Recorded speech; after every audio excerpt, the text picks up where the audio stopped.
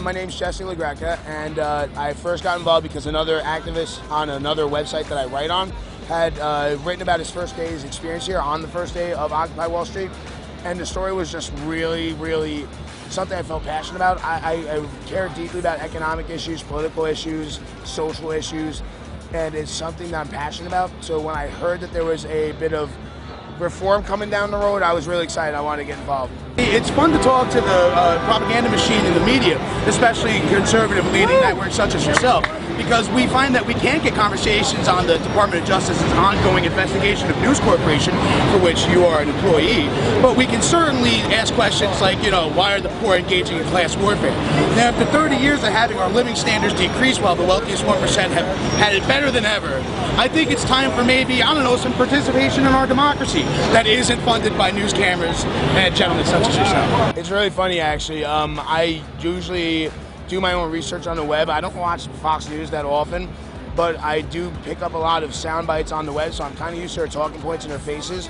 And I was standing down this way at the front of the park before we got very crowded, and I am talking to another activist who was working at the help booth, and I see one of them coming. And I said to myself, I recognize a guy, Griff Jenkins. In their universe, he's not the worst, whatever. But, I figured I'll give him a fair say. I'll answer some questions.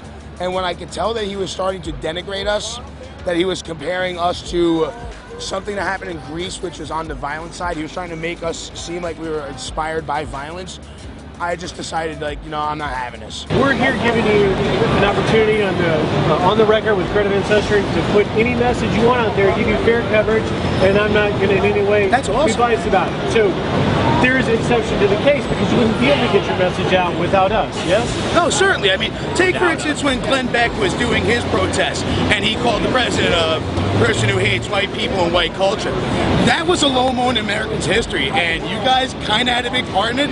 So I'm glad to see you coming around and kind of paying attention what the other 99% of Americans are paying attention to, as opposed to the far-right fringe who would love to just destroy the middle class entirely. All right, fair enough. I really think this is about our future. Really look at it like this. In 2008, the financial interests took such tremendous risks that they really put all of us at risk. And when their risk backfired, when they put all the money on black and it went wrong, they expected us to pay for the tab. Now, if we don't hold these guys accountable, right? If we are able to prove that they've broken the law, and we can, and we do not hold them accountable, we give them the incentive to rob us again.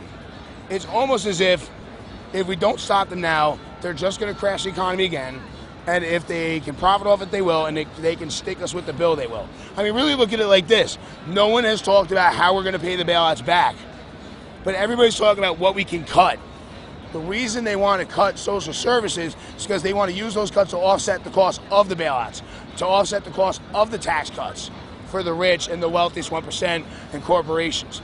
So it's a multi-pronged fight, but I think it's a fight we have to have now because our future really depends on it. You won't say. You won't say. You won't say.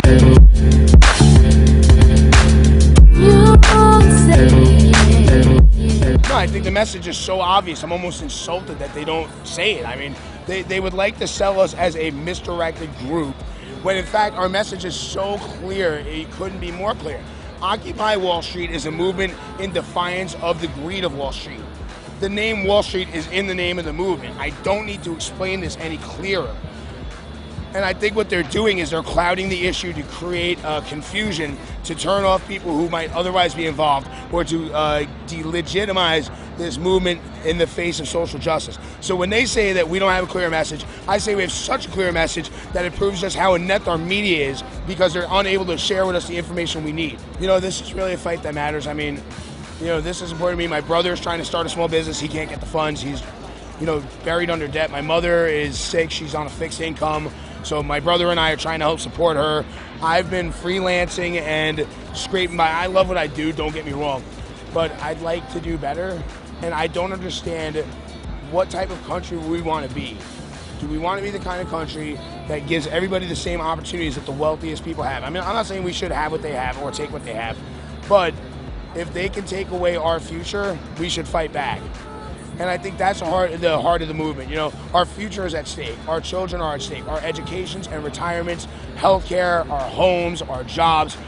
We're fighting for so much, man. I really think that if we don't fight now, we got a lot of problems down the road.